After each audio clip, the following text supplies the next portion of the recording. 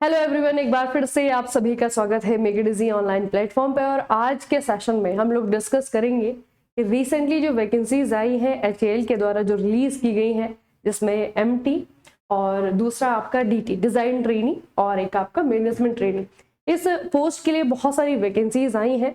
लेकिन पोस्ट में थोड़ा सा एक कंफ्यूजन आया है कि सिलेबस को बहुत अच्छे से डिस्क्राइब नहीं किया गया है।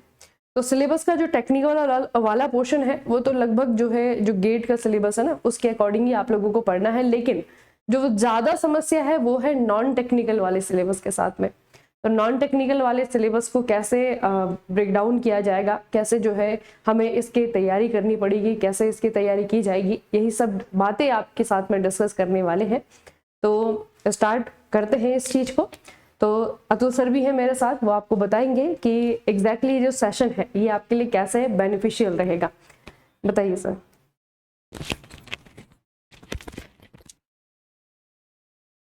हेलो बच्चों, तो जब आपके पास सिलेबस दे रखा होता है, चैप्टर्स हमें बता रखे होते हैं, टॉपिक्स हमें बता रखे होते हैं, तो चीजें काफी इजी हो जाती है। लेकिन दिक्कत तब होती है ना जब हमें यही नहीं पता होता कि भाई इसमें आएगा क्या क्या।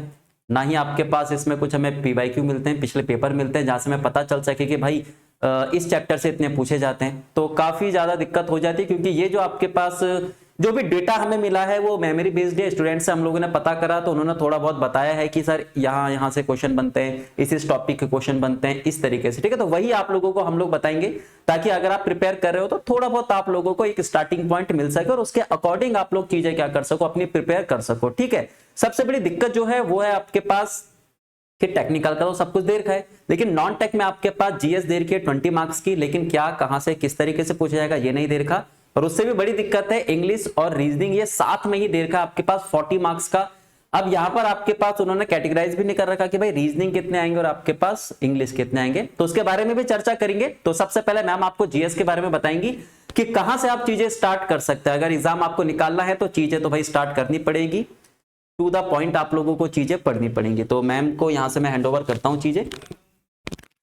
सर अगर इसके हम नोटिफिकेशन को देखें तो नोटिफिकेशन में जो सिलेबस के बारे में लिखा गया है ना, वहां पे सिर्फ जो है एक पूरा स्टैंजा है, एक पैरा है, और इस पैरा में ही आपका ये बताया गया है कि टेस्ट किस तरीके से कंडक्ट होगा। तो इसी को मैं अगर आपको इस तरीके से समझाऊं तो यहाँ पे क्या है बच्चे कि आपका जो क्वेश्चन पेपर होगा उसके 3 पार्ट होंगे। जो पार्ट 1 है ये जनरल अवेयरनेस का है, लगभग 20 एमसीक्यूज यहाँ से होंगे। जो आपका पार्ट 2 है ये इंग्लिश और रीजनिंग का है ना। अब इसका डिस्ट्रीब्यूशन नहीं मालूम कि किस सब्जेक्ट से कितना आएगा, लेकिन टोटल जो है आपके 40 एमसीक्यूज है। फिर आपका पार्ट 3 है। पार्ट 3 जो है आपका ये है आपका डिसिप्लिन, यानी कि जो आपका टेक्निकल वाला पोर्शन है। ठीक है, टोटल जो ड्यूरेशन है बच्चे ये आपका 2.5 मतलब कि 2.5 घंटे आपको मिलेगा। और टोटल जो आपके क्वेश्चंस हैं ये हो रहे हैं आपके 160 एमसीक्यूज। ठीक है, तो 160 एमसीक्यूज को करने के लिए आपको लगभग 1.5 घंटा, लगभग जो है 2.5 घंटा मिलेगा। ठीक है, क्वेश्चन पेपर मतलब जो मीडियम है वो आपका हिंदी इंग्लिश होगा। ठीक है, आप अपने अकॉर्डिंग जो है उसको चूज कर सकते हैं। तो ये सारी चीजें हैं, है ना, यही जो है पूरा इस स्टैंजा में लिखा हुआ है। लेकिन दिक्कत क्या है कि general awareness choice to be made at the time of the applying and can not be change subsequently. अच्छा, ये थोड़ा सा ध्यान रखेंगे आप लोग जब फॉर्म फिल करोगे ना, तो वहां पे आप लोगों को अपना जो मीडियम है हिंदी या फिर इंग्लिश ये जो है आपको भरना पड़ेगा। ठीक है, तो उस समय थोड़ा सा ध्यान रखना है कि कैसे आप लोग एग्जाम देना चाहते हो, मीडियम आप वहां पे भर लेना। ठीक है, तो जो प्रॉब्लम है कि जनरल अवेयरनेस लिख दिया है, इंग्लिश रीजनिंग लिख दिया है। अब टेक्निकल में तो है आपके लिए कि टेक्निकल में गेट के अकॉर्डिंग लिखा हुआ है कि गेट के अकॉर्डिंग जो भी आपकी चीजें हैं टेक्निकल में भी आप लोग वो कर सकते हैं। लेकिन अगर हम बात करते हैं बच्चे आपका नॉन टेक्निकल के, जीके की बात करें, इंग्लिश रीजनिंग की बात करें, तो किस तरीके से जो है इसको हमें टैकल करना है, क्या क्या चीजें हैं। तो सबसे पहले एचएएल के लिए अगर मैं एमटी की बात करूं, है ना, डीटी नहीं, एमटी की वैकेंसी इससे पहले भी आई थी। हालांकि क्वेश्चन पेपर तो अवेलेबल नहीं है कहीं पे भी, है ना, लेकिन मेमोरी बेस्ड जो बच्चों ने उस समय एग्जाम दिए थे तो उनकी कुछ वीडियोस जो है वो अवेलेबल है यूट्यूब पे, है ना, उनका जो एनालिसिस है उस समय के एग्जाम का वो भी अवेलेबल है। तो 2021-22 में किस तरीके का सिलेबस रहा था, कौन कौन से टॉपिक आपके इंपॉर्टेंट थे, उसी को आधार मान करके और जो बाकी जो बच्चों के एक तरीके से उनके जो मेमोरी बेस्ड जो सिलेबस है ना, वो आपके साथ में डिस्कस करना चाहेंगे। और हमारे भी जो जिन बच्चों ने इससे पहले एग्जाम दिया था, है ना, जो कलीग्स हैं जिन्होंने एग्जाम दिया था, तो उन्हीं के बातों पे आधार पे उनकी जो मेमोरी है उसके बेस पे बच्चे जो क्वेश्चंस हैं उसके आधार पे आप लोगों को सिलेबस बताया जा रहा है। तो सबसे पहले जीके की अगर मैं बात करूं तो HAL आप लोगों को पता है बच्चे कि हमारे जो डिफेंस मिनिस्ट्री डिफेंस सेक्टर है उसके लिए काम करने वाला PSU है। तो सबसे इंपॉर्टेंट है यहाँ पे आपके करंट अफेयर्स, है ना। PSU है तो करंट अफेयर्स तो हर PSU में इंपॉर्टेंट ही होता है ना। ज्यादा जो वेटेज रहता है, अगर 20 नंबर है तो 20 में से मान करके चलिए कि 10 या 12 क्वेश्चन जो है आपके करंट अफेयर्स से रहने हैं। हमें स्पेसिफिकली जो ध्यान देना है वो है आपका डिफेंस वाली चीजों पे, ठीक है। जो डिफेंस सेक्टर है इस पे स्पेशली ध्यान देना है। इसका जो स्टैटिक पोर्शन है वो भी अच्छे से कर लेना है, इसका जो करंट अफेयर वाला पोर्शन है वो भी अच्छे से कर लेना है, ठीक है। एक तो इस पे हमें ध्यान देना है। उसके अलावा कुछ टॉपिक्स हैं जो कि लगभग आपके सेम है जो बाकी PSUs है ना, वहां पर भी ये वाले आपके टॉपिक्स है। तो क्या क्या चीजें हमें ज्यादा इंपॉर्टेंट रहेंगी, सबसे इंपॉर्टेंट बच्चे आपका है इंडियन कॉन्स्टिट्यूशन, पॉलिटी 101% यहाँ से क्वेश्चन आपको देखने को मिलेंगे। इंडियन ज्योग्राफी, ठीक है, हिस्ट्री की मैं बात नहीं करूंगी, बहुत ज्यादा है आता है, लेकिन ज्योग्राफी, इंडियन कॉन्स्टिट्यूशन बहुत इंपॉर्टेंट है। उसके अलावा जो है आपका स्पोर्ट्स एंड गेम्स, इसका भी आपका स्टैटिक वाला पोर्शन भी और साथ में जो है आपका करंट अफेयर वाला पोर्शन भी। अवार्ड्स एंड ऑनर्स, ये भी आपका स्पोर्ट, ये भी आपका स्टैटिक और करंट अफेयर दोनों जो है आपको साथ में पढ़ना है इसको, ठीक है। बजट और 5 ईयर प्लान, तो 5 ईयर प्लान जो है आपका स्टैटिक का पोर्शन हो जाता है, लेकिन बजट जो है आपको रिसेंट ईयर का पढ़ना पड़ेगा, 2026 का पढ़ना पड़ेगा, ठीक है। करंट अफेयर्स नेशनल इंटरनेशनल ये तो आपका है ही, जैसे मैंने आपको कहा कि 20 नंबर है तो 20 में से 12 क्वेश्चन आपके डायरेक्टली करंट अफेयर से आएंगे, ठीक है। इस तरीके के जो आपके टॉपिक्स हैं ये बहुत इंपॉर्टेंट है। साइंस का क्वेश्चन आएगा, बिल्कुल जनरल साइंस का क्वेश्चन आपको 1 या 2 देखने को मिलने वाले हैं। अब जिनसे हमने बात करी है, फिर जिन्होंने ये एग्जाम दिया हुआ है HAL का, है ना, तो साइंस में उनके अकॉर्डिंग जो है आपका जो क्वेश्चन आते हैं ना वो बहुत जनरल लेवल के आते हैं, लेकिन हाँ करंट अफेयर आपको अच्छा पढ़ना पड़ेगा, ठीक है। और जो बाकी आपके जीके के, जैसे मैंने आपको कहा कि डिफेंस है, तो एक तो HAL की सारी एक्टिविटीज आपको पता होनी चाहिए कि क्या क्या किया है इन्होंने, क्या इनोवेशन है, क्या इन्होंने मैन्युफैक्चर किया, क्या बनाया इन्होंने, ठीक है। उस तरीके की चीजें जो है आपका है। बाकी डिफेंस सेक्टर में भी आजकल क्या चल रहा है ना, इसरो साइंस एंड टेक्नोलॉजी, वहां पे आजकल क्या चल रहा है, तो वो चीजें भी आप लोगों को पता होनी चाहिए। वहां से भी आपका शैलो क्वेश्चन, हल्का क्वेश्चन भी आता है और डीप क्वेश्चन भी आता है, ठीक है। तो इस तरीके की चीजों को आप लोगों को ध्यान रखना पड़ेगा। और दूसरा बच्चे जो HAL है ना, इसका जो प्रोसेस है ये बहुत फास्ट होता है, ठीक है। ये बाकी PSU भी जल्दी ही करवा देते हैं, लेकिन HAL थोड़ा सा ज्यादा फास्ट है, ठीक है। तो इसका एग्जाम भी जो है आपका सितंबर में हो जाना है, और आई थिंक ये भी ONGC के साथ में या फिर UPPSC पॉली लेक्चरर के साथ में ना, उसके साथ में जो है आपका आ रहा है, तो सितंबर के पहले हफ्ते में जो है एग्जाम हो जाना है। तो बहुत जल्दी जो है इसका प्रोसेस होगा।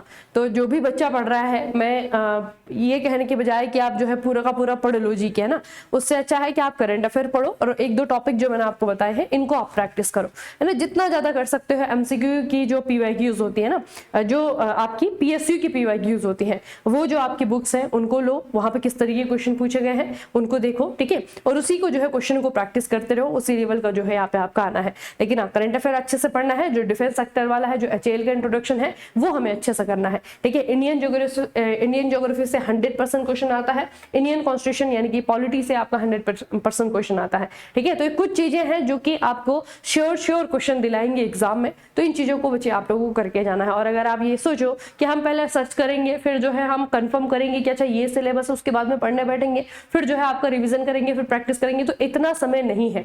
जो चीजें बताई जा रही है उसे पढ़ो, उसे प्रैक्टिस करो, रिवाइज करो, है ना। जो सब कुछ जो है साथ साथ में करना पड़ेगा, या फिर किसी और एग्जाम की भी तैयारी कर रहे हो तो साथ साथ में जो है इसकी भी प्रिपरेशन लेकर के आपको चलना पड़ेगा, ठीक है। दिमाग में रखो कि ये जो है आपका जल्दी होने वाली प्रोसेस है, और यहाँ पे ज्वाइनिंग भी बहुत जल्दी आ जाती है, ठीक है। तो एक बहुत तेजी से रफ्तार के साथ में चलने वाला बच्चे आपका ये एग्जाम रहेगा।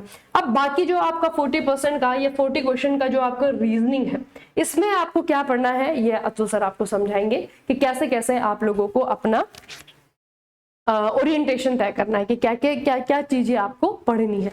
बताइए सर।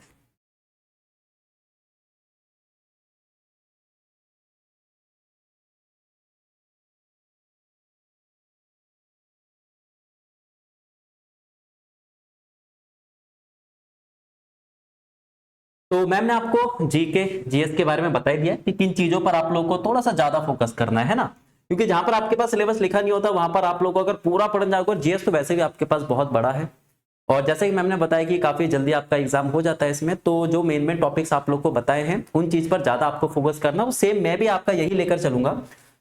रीजनिंग की अगर हम बात करते हैं फिलहाल के लिए,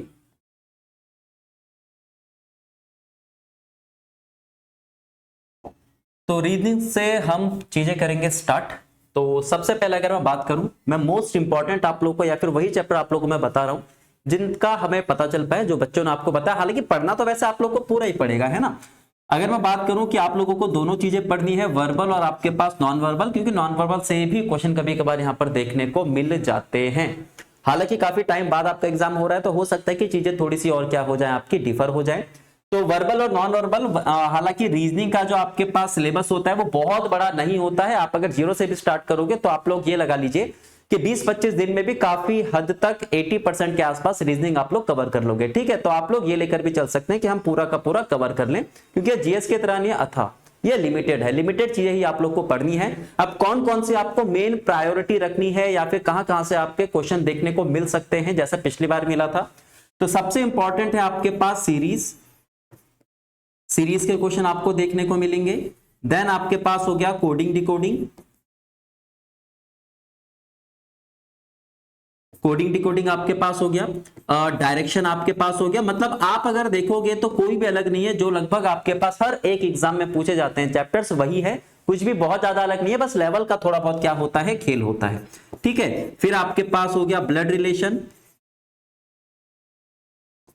देन उसके बाद आपके पास एनालॉजी, देन आपके पास क्लासिफिकेशन।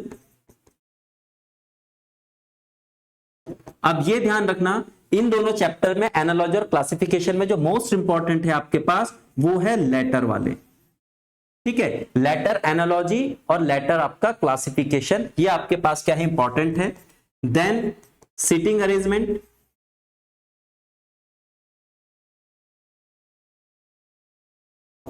और देन आपके पास रैंकिंग। तो ये हैं आपके मोस्ट इंपॉर्टेंट चैप्टर्स जहां से आपको मैक्सिमम नंबर ऑफ क्वेश्चंस देखने को मिलेंगे। अब ये नहीं है कि सारे क्वेश्चन आपके यहीं से देखने को मिलेंगे, इनके अलावा भी आपके पास और भी चैप्टर्स है ना। जैसे आपके पास मैथमेटिकल ऑपरेशन हो गया,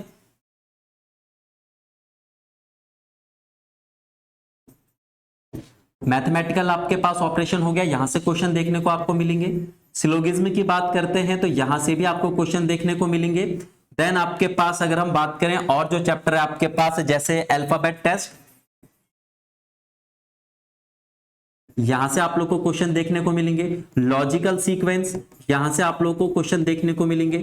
तो ये आपके पास है सारे के सारे मोस्ट इंपॉर्टेंट। सबसे ज्यादा इंपॉर्टेंट ये है क्योंकि अगर आपको लगता है कि भाई पेपर जल्दी हो जाता है, बहुत ज्यादा टाइम हमारे पास है नहीं, तो आप लोग को सबसे पहले इस सीक्वेंस में सारी की सारी चीजें क्या करनी पड़ेंगी, आप लोग को कवर करनी पड़ेगी, ठीक है। देन उसके बाद इन चैप्टर पर आप लोग को फोकस करना है।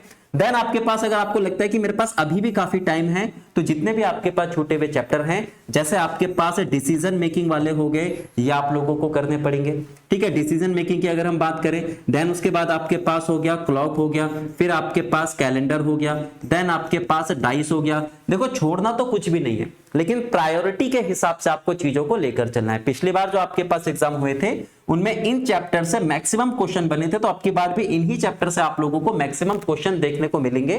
देन ये चैप्टर्स भी आप लोगों को करते हुए चलने हैं, ठीक है, क्योंकि ऑब्वियस सी बात है हर एक चैप्टर से क्वेश्चन तो आ नहीं सकता, तो क्यों ना हम सबसे पहले वहां पर फोकस करें जहां से नंबर ऑफ क्वेश्चन सबसे ज्यादा आते हैं। तो सबसे पहले आपको ये चीज क्या करनी है, कवर करनी है। देन आपको लगता है कि मेरे पास और भी टाइम है या फिर मैं टाइमली सब कुछ कवर कर सकता हूं, तो कंप्लीट आप क्या कर सकते हैं, एक एक चैप्टर उठाकर पढ़ सकते हैं रीजनिंग का, ठीक है। तो ये था आपके पास पूरा रीजनिंग का सिलेबस, जिसके जितना हमें पता चल पाया बच्चों से कि इसके अकॉर्डिंग आपके पास एग्जाम में क्वेश्चन पूछे गए थे, तो सारे के सारे मैं लिख चुका हूं। मोस्ट इंपॉर्टेंट प्रायोरिटी वाले ये सारे के सारे मैं लिख चुका हूं, यहीं से क्वेश्चन आपके ज्यादा देखने को मिले थे। देन यहां से भी क्वेश्चन आपको देखने को मिल सकते हैं, ठीक है। तो फिलहाल मैम ने आपको जीके जीएस के बारे में बताया कि कौन से आपके मोस्ट इंपॉर्टेंट रहने वाले हैं, ठीक है। यहाँ पर मैम ने बताया था कि भाई वैसे तो आपके पास चीज बहुत बड़ी है, पूरा कवर करने के लिए जाएंगे तो उतना टाइम तो होगा नहीं, तो ये मोस्ट इंपॉर्टेंट चीजें जो है जैसे करंट अफेयर्स आपके पास हो गए, ये आपको ज्यादा प्रायोरिटी में कवर करने हैं। ठीक है, कंटिन्यू आप लोग को पढ़ते हुए चलना है। रीजनिंग के बारे में बता ही चुका हूं आपको कि मोस्ट इंपॉर्टेंट चैप्टर कौन से हैं, ठीक है, लीस्ट इंपॉर्टेंट चैप्टर कौन से हैं।